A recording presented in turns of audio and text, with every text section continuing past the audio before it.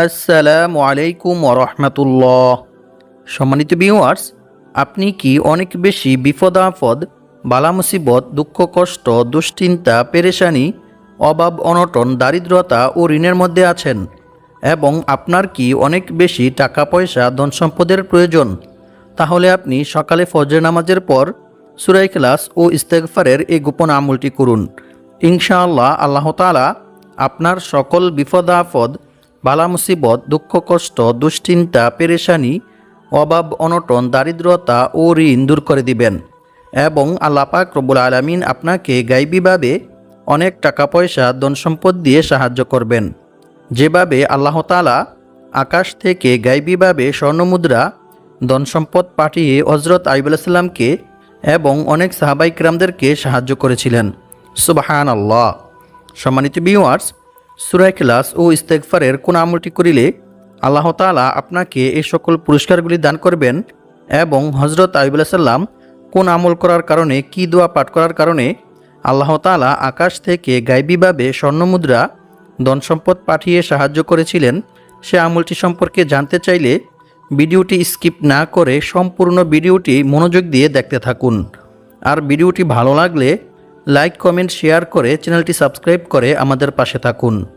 সম্মানিত ভিউয়ার্স, আপনি যদি সকালে ফজর নামাজের পর সূরা ইখলাস ও ইস্তেগফার এই নিয়মে পাঠ করে আমল করেন, তাহলে ইনশাআল্লাহ অল্প কিছুদিনের মধ্যে আল্লাহ তাআলা আপনার সকল অভাব অনটন, দারিদ্রতা ও ঋণ দূর করে দিবেন এবং আল্লাহ পাক রব্বুল আলামিন আপনাকে গায়বীভাবে অনেক টাকা পয়সা ধন সম্পদ দিয়ে সাহায্য করবেন।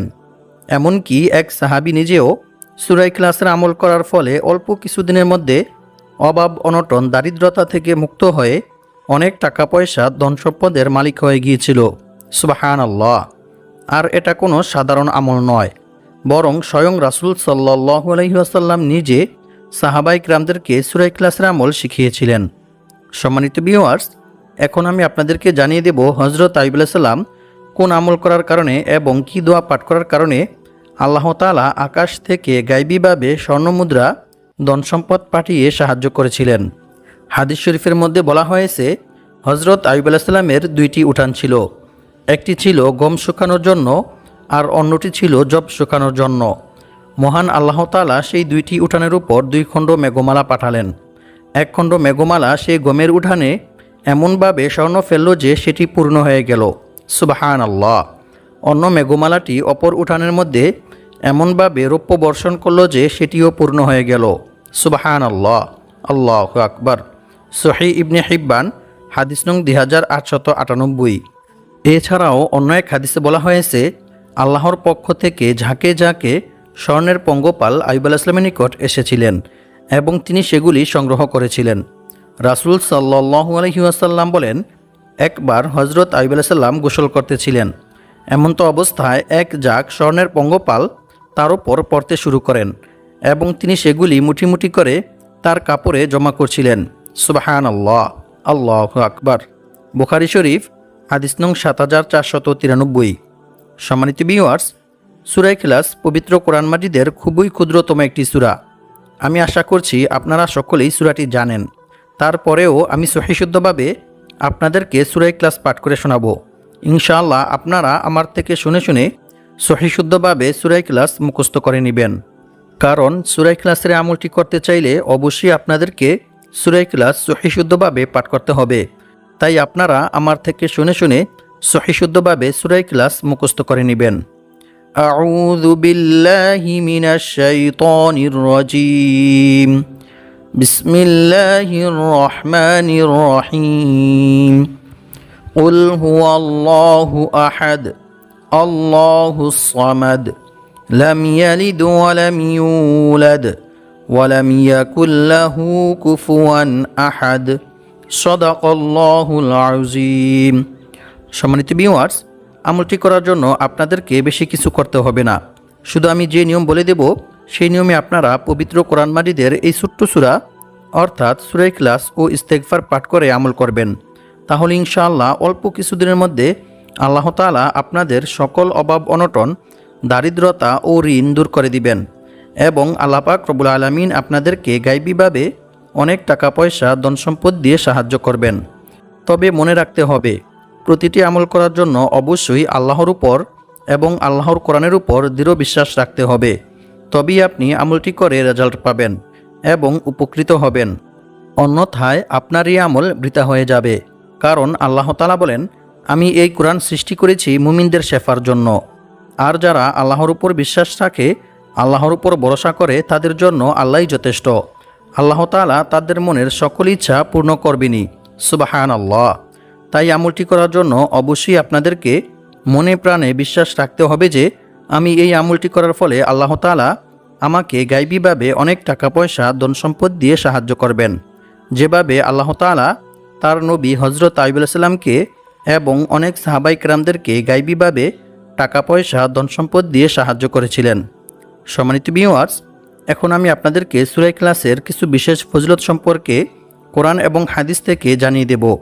যে ফজিলতগুলি সম্পর্কে জানলে আপনারা বুঝতে পারবেন যে সূরা ইখলাস কতটা গুরুত্বপূর্ণ এবং মর্যাদাপূর্ণ একটি সূরা। এক সাহাবী যুদ্ধের ময়দানে নামাজের ইমামতি করার সময় বারবার সূরা ইখলাস পাঠ করেন। অন্য সাহাবীরা যুদ্ধ থেকে ফিরে এসে রাসূল সাল্লাল্লাহু আলাইহি ওয়াসাল্লামকে এই বিষয়টি সম্পর্কে অবগত করেন। রাসূল সাল্লাল্লাহু আলাইহি ওয়াসাল্লাম তাদেরকে বললেন, তোমরা তাকে গিয়ে জিজ্ঞেস করো কেন সে এরূপ করেছে। সাহাবীরা যখন তাকে জিজ্ঞেস করলেন, তখন সেই সাহাবী জানালেন, এই সূরায় আল্লাহর গুণাবলী বর্ণিত হয়েছে, তাই আমি এই সূরাকে ভালোবাসি। অতঃপর সাহাবীরা যখন রাসূল সাল্লাল্লাহু আলাইহি ওয়াসাল্লামের কাছে গিয়ে এই কথা বললেন, তখন রাসূল সাল্লাল্লাহু আলাইহি ওয়াসাল্লাম তাদেরকে বললেন, তোমরাও তাকে গিয়ে বলো আল্লাহ তাআলাও তাকে ভালোবাসেন। সুবহানাল্লাহ, আল্লাহু আকবার। বুখারী শরীফ, হাদিস নং 7375। সম্মানিত ভিউয়ার্স, একটু চিন্তা করে দেখুন, যে ব্যক্তিকে স্বয়ং আল্লাহ তাআলা নিজে ভালোবাসেন, আল্লাহ তাআলা নিজে পছন্দ করেন, সেই ব্যক্তির কি আর কোনো বিপদ আপদ, বালা মুসিবত, দুঃখ কষ্ট, পেরেশানি, অভাব অনটন, দারিদ্রতা ও ঋণ থাকতে পারে? কখনোই না। বরং আল্লাহ তাআলা নিজ অনুগ্রহে ওই ব্যক্তির সকল বিপদ আপদ, বালা মুসিবত, দুঃখ কষ্ট, পেরেশানি, অভাব অনটন, দারিদ্রতা ও ঋণ দূর করে দিবেন ইনশাআল্লাহ। এবং আল্লাহ পাক রব্বুল আলামিন সেই ব্যক্তিকে গায়বীভাবে অনেক টাকা পয়সা ধন সম্পদ দিয়ে সাহায্য করবেন। তাই আজকের ভিডিও থেকে সূরা ইখলাস ও ইস্তেগফারের এই মূল্যবান আমলটি শিখে নিয়ে ইনশাআল্লাহ অবশ্যই আমলটি করার চেষ্টা করবেন। অন্য এক হাদিসে বলা হয়েছে, রাসূল সাল্লাল্লাহু আলাইহি ওয়াসাল্লামের কাছে একবার এক সাহাবী এসে বললেন, হে আল্লাহর রাসূল সাল্লাল্লাহু আলাইহি ওয়াসাল্লাম, আমি সূরা ইখলাসকে ভালোবাসি। তখন রাসূল সাল্লাল্লাহু আলাইহি ওয়াসাল্লাম তাকে বললেন, এ ভালোবাসা তোমাকে জান্নাতে প্রবেশ করাবে। সুবহানাল্লাহ। বুখারী শরীফ, হাদিস নং 774। অন্য এক হাদিসে বলা হয়েছে, আবু হুরায়রা রাদিয়াল্লাহু তাআলা আনহু থেকে বর্ণিত, তিনি বলেন, আমি রাসূল সাল্লাল্লাহু আলাইহি ওয়াসাল্লামের সাথেই ছিলাম। এমন সময় এক ব্যক্তি সূরা ইখলাস তিলাওয়াত করতেছিল।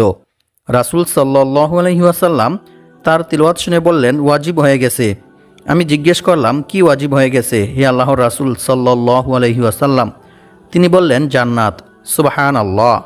মুয়াত্তা মালিক, হাদিস নং 257। সম্মানিত ভিউয়ার্স, এখন আমি আপনাদেরকে জানিয়ে দেব সূরা ইখলাস কী নিয়মে পাঠ করে আমল করিলে আল্লাহ তাআলা আপনার 50 বছরের গুনাহ ক্ষমা করে দিবেন। সুবহানাল্লাহ। রাসূল সাল্লাল্লাহু আলাইহি ওয়াসাল্লাম বলেন, যে ব্যক্তি প্রতিদিন 200 বার সূরা ইখলাস পাঠ করে আমল করবে, তার 50 বছরের গুনাহ ক্ষমা করে দেয়া হবে। সুবহানাল্লাহ। তবে ঋণ থাকলে তা মাফ হবে না। নাউযু বিল্লাহি মিন যালিক। তিরমিজি শরীফ, হাদিস নং 2898। সম্মানিত ভিউয়ার্স, ঋণ হচ্ছে এরকম মারাত্মক একটি জঘন্য কাজ যে মানুষ যখন ঋণগ্রস্ত হয়ে যায় তখন তার আর কোনো কিছুই ভালো লাগে না। তখন সে ঋণের চিন্তায় পেরেশানিতে অসুস্থ হয়ে পড়ে। তাই সে দ্রুত ঋণ থেকে মুক্ত হতে চায়। আর দ্রুত ঋণ থেকে মুক্ত হওয়ার জন্য সেই ব্যক্তি অনেক অবৈধ পন্থায় টাকা পয়সা উপার্জন করতে চায়। চুরি ডাকাতি, মিথ্যা কথা সহ অসংখ্য অগণিত খারাপ কাজের মধ্যে লিপ্ত হয়ে যায়। কারণ মানুষের যখন ঋণ থাকে তখন তার আর কোনো কিছুই ভালো লাগে না। সুতরাং আজকের ভিডিওতে আমি আপনাদেরকে সূরা ইখলাস ও ইস্তেগফারের এমন একটি মূল্যবান আমল শিখিয়ে দেব, যে আমলটি করিলে আল্লাহ তাআলা আপনার পাহাড় পরিমাণ ঋণ পরিশোধ করার ব্যবস্থা করে দিবেন। সুবহানাল্লাহ। তাই ভিডিওটি না টেনে সম্পূর্ণ ভিডিওটি মনোযোগ দিয়ে দেখতে থাকুন। অন্য এক হাদিসে বলা হয়েছে, রাসূল সাল্লাল্লাহু আলাইহি ওয়াসাল্লাম বলেন, যে ব্যক্তি কুল হুয়াল্লাহু আহাদ সূরা ইখলাস শেষ পর্যন্ত 10 বার পাঠ করবে, আল্লাহ তাআলা সেই ব্যক্তির জন্য জান্নাতে একটি মহল অর্থাৎ একটি ঘর নির্মাণ করে দিবেন। সুবহানাল্লাহ। অপর এক হাদিসে বলা হয়েছে, আবু সাঈদ খুদরি রাদিয়াল্লাহু তাআলা আনহু থেকে বর্ণিত, তিনি বলেন, এক ব্যক্তি অন্য এক ব্যক্তিকে রাতে বারবার সূরা ইখলাস পাঠ করতে শুনেন। অতঃপর সকাল হলে ওই ব্যক্তি রাসূল সাল্লাল্লাহু আলাইহি ওয়াসাল্লামকে এই বিষয়টি সম্পর্কে অবগত করেন।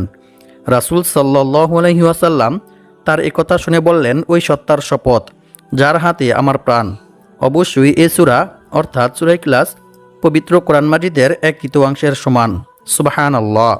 বুখারী শরীফ হাদিস নং 5013। অর্থাৎ যে ব্যক্তি সূরা ইখলাস 3 বার পাঠ করবে তার আমলনামায় এক খতম কোরআন তিলাওয়াত করার সওয়াব লেখা হবে। সুবহানাল্লাহ। আল্লাহু আকবার। সম্মানিত ভিউয়ার্স, সূরা ইখলাসের এই সকল ফজিলত শুনে বুঝতেই পারতেছেন যে সূরা ইখলাস কতটা গুরুত্বপূর্ণ এবং ফজিলতপূর্ণ একটি সূরা। তাই আপনারা যদি আমার বলা নিয়ম মেনে সঠিকভাবে সূরা ইখলাস ও ইস্তেগফার এই নিয়মে পাঠ করে আমল করেন, তাহলে ইনশাআল্লাহ অল্প কিছুদিনের মধ্যে আল্লাহ তাআলা আপনাদের সকল অভাব অনটন, দারিদ্রতা ও ঋণ দূর করে দিবেন এবং আল্লাহ পাক রব্বুল আলামিন আপনাদেরকে গায়বীভাবে অনেক টাকা পয়সা ধন সম্পদ দিয়ে সাহায্য করবেন। এমনকি এক সাহাবী নিজেও সূরা ইখলাসের আমল করার ফলে অল্প কিছুদিনের মধ্যে অভাব অনটন, দারিদ্রতা থেকে মুক্ত হয়ে অনেক টাকা পয়সা ধন সম্পদের মালিক হয়ে গিয়েছিল। সুবহানাল্লাহ। সম্মানিত ভিউয়ার্স, সূরা ইখলাসের আমলটি করার জন্য অবশ্যই আপনাদেরকে সকালে ফজরের নামাজ জামাতের সহিত আদায় করতে হবে, আর মেয়েরা ঘরেই আদায় করবেন। তারপর ওযু অবস্থায় পাক পবিত্র পরিষ্কার পরিচ্ছন্ন একটি জায়গায় বসে আমলটি করবেন। আমলটি করার জন্য প্রথমে আপনাদেরকে একটি বিশেষ দুরূদ শরীফ পাঠ করতে হবে, কারণ হযরত উমর বিন খাত্তাব রাদিয়াল্লাহু তাআলা আনহু বলেন, নিশ্চয়ই বান্দার কোনো দোয়া বা আমল আল্লাহ তাআলার দরবারে ততক্ষণ পর্যন্ত পৌঁছায় না যতক্ষণ পর্যন্ত না বান্দা তার নবীর প্রতি দুরূদ পাঠ না করে। অর্থাৎ যে কোনো দোয়া বা আমল করার পূর্বে রাসূল সাল্লাল্লাহু আলাইহি ওয়াসাল্লামের উপর দুরূদ পাঠ না করিলে সেই দোয়া বা আমল আল্লাহ তাআলার দরবারে পৌঁছায় না। তা আসমান ও জমিনের মধ্যবর্তী স্থানে আল্লাহ তাআলা ঝুলন্ত অবস্থায় আড়াল করে রেখে দেন। নাউযু বিল্লাহি মিন যালিক। তাই প্রথমে আপনাদেরকে একটি বিশেষ দুরূদ শরীফ পাঠ করতে হবে, তারপর বিশেষ 3টি ইস্তেগফার পাঠ করতে হবে। কারণ ইস্তেগফার পাঠ করিলে যে শুধু গুনাহ মাফ হয় এমনটা নয়, বরং আল্লাহ তাআলা বান্দার তাওবা ইস্তেগফারের মধ্যে রেখেছেন অসংখ্য অগণিত উপকার ও পুরস্কার। ইস্তেগফার পাঠ করিলে আল্লাহ তাআলা বান্দার প্রতি কী পরিমাণ খুশি হন এবং বান্দাকে কী পরিমাণ পুরস্কার দান করেন তা আপনারা জানলে অবাক হয়ে যাবেন। ইস্তেগফার পাঠ করিলে আল্লাহ তাআলা বান্দাকে কী কী পুরস্কার দান করেন সেই সম্পর্কে আল্লাহ তাআলা পবিত্র কোরআনের মধ্যে বলেন, আর যে ব্যক্তি আল্লাহকে ভয় করবে আল্লাহ তাআলা তার সমস্ত সমস্যা থেকে উত্তরণের পথ বের করে দিবেন, আর তাকে এমন জায়গা থেকে রিজিক দান করবেন যা সে কল্পনাও করতে পারবে না। অর্থাৎ অকল্পনীয় উৎস থেকে গায়বীভাবে আল্লাহ তাআলা তার রিজিকের ব্যবস্থা করে দিবেন। সুবহানাল্লাহ। আর যে ব্যক্তি আল্লাহর উপর ভরসা করবে তার জন্য তিনিই যথেষ্ট হবেন। নিশ্চয়ই আল্লাহ তাআলা তার সমস্ত ইচ্ছা পূর্ণ করবেনই। সুবহানাল্লাহ। আল্লাহু আকবার। সূরাতুত তলাক আয়াত নং 2 থেকে 3। সম্মানিত ভিউয়ার্স, আল্লাহ তাআলাকে ভয় করার সর্বোত্তম মাধ্যম হচ্ছে তাওবা ইস্তেগফার করা, ক্ষমা প্রার্থনা করা। বান্দার দ্বারা ইচ্ছায় কিংবা অনিচ্ছায় কোনো গুনাহ সংগঠিত হয়ে গেলে বান্দা যদি আল্লাহর ভয়ে, আল্লাহর আযাবের ভয়ে আল্লাহ তাআলার নিকট তাওবা ইস্তেগফার করে ক্ষমা প্রার্থনা করে, তাহলে আল্লাহ তাআলা অনেক খুশি হন এবং আল্লাহ তাআলা বান্দার প্রতি খুশি হয়ে বান্দাকে অসংখ্য অগণিত পুরস্কার দান করেন। রাসূল সাল্লাল্লাহু আলাইহি ওয়াসাল্লাম বলেছেন, যে ব্যক্তি বেশি বেশি তাওবা ইস্তেগফার পাঠ করবে আল্লাহ তাআলা তার সমস্ত সমস্যা থেকে উত্তরণের পথ বের করে দিবেন, তার সমস্ত বিপদ আপদ, বালা মুসিবত, দুঃখ কষ্ট, পেরেশানি, অভাব অনটন, দারিদ্রতা দূর করে দিবেন এবং আল্লাহ পাক রব্বুল আলামিন তাকে এমন জায়গা থেকে রিজিক দান করবেন যা সে কল্পনাও করতে পারবে না। অর্থাৎ তার ধারণার বাইরে থেকে গায়বীভাবে আল্লাহ তাআলা তার রিজিকের ব্যবস্থা করে দিবেন। সুবহানাল্লাহ। আল্লাহু আকবার। আর আল্লাহ তাআলার উপর ভরসা করার সর্বোত্তম মাধ্যম হচ্ছে বিপদ আপদ, বালা মুসিবত, দুঃখ কষ্ট, পেরেশানি, অভাব অনটন, দারিদ্রতা সর্ব অবস্থায় আল্লাহর উপর ভরসা করতে হবে। আল্লাহ ব্যতীত অন্য কারো উপর ভরসা করা যাবে না। এমনকি রাসূল সাল্লাল্লাহু আলাইহি ওয়াসাল্লাম বলেছেন, অন্য কারো কাছে নিজের অভাব ও সমস্যার কথাও বলা যাবে না, বরং রিজিক বৃদ্ধি হওয়ার এবং বিপদ আপদ, বালা মুসিবত, দুঃখ কষ্ট, পেরেশানি, অভাব অনটন, দারিদ্রতা ও ঋণ থেকে মুক্ত হওয়ার যে সকল দোয়া ও আমল রয়েছে সেগুলির মাধ্যমে আল্লাহ তাআলার নিকট দোয়া করে সাহায্য চাইতে হবে। তবেই আল্লাহ তাআলা আপনার সকল অভাব অনটন, দারিদ্রতা ও ঋণ দূর করে দিবেন ইনশাআল্লাহ। এবং আল্লাহ পাক রব্বুল আলামিন আপনাকে গায়বীভাবে অনেক টাকা পয়সা, ধন সম্পদ দিয়ে সাহায্য করবেন। সম্মানিত ভিউয়ার্স, এখন আমি আপনাদেরকে জানিয়ে দেব সূরা ইখলাস ও ইস্তেগফার কী নিয়মে পাঠ করে আমল করিলে আল্লাহ তাআলা আপনার সকল অভাব অনটন, দারিদ্রতা ও ঋণ দূর করে দিবেন এবং আল্লাহ পাক রব্বুল আলামিন আপনাকে গায়বীভাবে অনেক টাকা পয়সা, ধন সম্পদ দিয়ে সাহায্য করবেন। সম্মানিত ভিউয়ার্স, সূরা ইখলাসের আমলটি প্রথমত দুইটি নিয়মে করা যায়। প্রথম যে নিয়মটি রয়েছে সেটি হচ্ছে, এক সাহাবী রাসূল সাল্লাল্লাহু আলাইহি ওয়াসাল্লামের কাছে এসে দারিদ্রতার অভিযোগ করলেন। রাসূল সাল্লাল্লাহু আলাইহি ওয়াসাল্লাম তাকে বললেন, যখন তুমি ঘরে প্রবেশ করবে তখন সালাম দিবে, অতঃপর একবার সূরা ইখলাস পাঠ করবে। ওই সাহাবী রাসূল সাল্লাল্লাহু আলাইহি ওয়াসাল্লামের কথা মতো সূরা ইখলাসের আমল করার ফলে অল্প কিছুদিনের মধ্যে আল্লাহ তাআলা তার সকল অভাব অনটন, দারিদ্রতা দূর করে দিয়েছিলেন এবং সেই সাহাবী অনেক টাকা পয়সা, ধন সম্পদের মালিক হয়ে গিয়েছিল। সুবহানাল্লাহ, আল্লাহু আকবার। কুরতুবী শরীফ। আর 2 নং যে আমলটি রয়েছে সেই আমলটি করার জন্য অবশ্যই আপনাদেরকে সকালে ফজরের নামাজ জামাতের সহিত আদায় করতে হবে। তারপর ওযু অবস্থায় পাক পবিত্র, পরিষ্কার পরিচ্ছন্ন একটি জায়গায় বসে আমলটি করবেন। আমলটি করার জন্য প্রথমে আপনাদেরকে একটি বিশেষ দুরূদ শরীফ পাঠ করতে হবে। দুরূদ শরীফটি হচ্ছে আল্লাহুম্মা সাল্লি ওয়া সাল্লিম আলা নাবিয়িনা মুহাম্মদ। এই দুরূদ শরীফটি 71 বার পাঠ করবেন। এরপর একটি ইস্তেগফার পাঠ করবেন। ইস্তেগফারটি হচ্ছে লা হাওলা ওয়ালা কুওয়াতা ইল্লা বিল্লাহ। এই ইস্তেগফারটি 51 বার পাঠ করবেন। এই ইস্তেগফারটি পাঠ করিলে আল্লাহ তাআলা আপনার রিজিক বৃদ্ধি করে দিবেন। সুবহানাল্লাহ। এরপর আরও একটি ইস্তেগফার পাঠ করবেন। সেই ইস্তেগফারটি হচ্ছে আল্লাহুম্মা ইন্নী আউযু বিকা মিনাল কিল্লাতি ওয়াল ফাকরি ওয়া যিল্লাতি ওয়া আউযু বিকা আন আযলিমা আও উযলিমা। এই ইস্তেগফারটি 21 বার পাঠ করবেন। এই ইস্তেগফারটি পাঠ করিলে আল্লাহ তাআলা আপনার সকল অভাব অনটন, দারিদ্রতা দূর করে দিবেন। সুবহানাল্লাহ। এরপর আরও একটি ইস্তেগফার পাঠ করবেন। সেই ইস্তেগফারটি হচ্ছে আল্লাহুম্মা গফিরলি যামবি ওয়া ওয়াসি'লি ফি দারি ওয়া বারিকলি ফি রিজকি। এই ইস্তেগফারটি 20 বার পাঠ করবেন। এই ইস্তেগফারটি পাঠ করিলে আল্লাহ তাআলা আপনার সকল বিপদ আপদ, বালা মুসিবত, দুঃখ কষ্ট, পেরেশানি, অভাব অনটন, দারিদ্রতা ও ঋণ দূর করে দিবেন এবং আল্লাহ পাক রব্বুল আলামিন আপনাকে গায়বীভাবে অনেক টাকা পয়সা, ধন সম্পদ দিয়ে সাহায্য করবেন। সুবহানাল্লাহ। অতঃপর সুবহানাল্লাহ 550 বার, আলহামদুলিল্লাহ 550 বার পাঠ করবেন। এরপর ইয়া রাজ্জাকু, এই ইসমে আজমটি 30 বার পাঠ করবেন। অতঃপর ইয়া কাদি আল হাজাত, এই দোয়াটি 11 বার পাঠ করবেন। এরপর 21 বার সূরা ইখলাস পাঠ করবেন। প্রত্যেকবার সূরা ইখলাস পাঠ করার পূর্বে বিসমিল্লাহির রহমানির রহিম পাঠ করে নেবেন। এরপর কয়েকবার ইস্তেগফার ও দুরূদ শরীফ পাঠ করে আল্লাহ তাআলার নিকট দোয়া করবেন।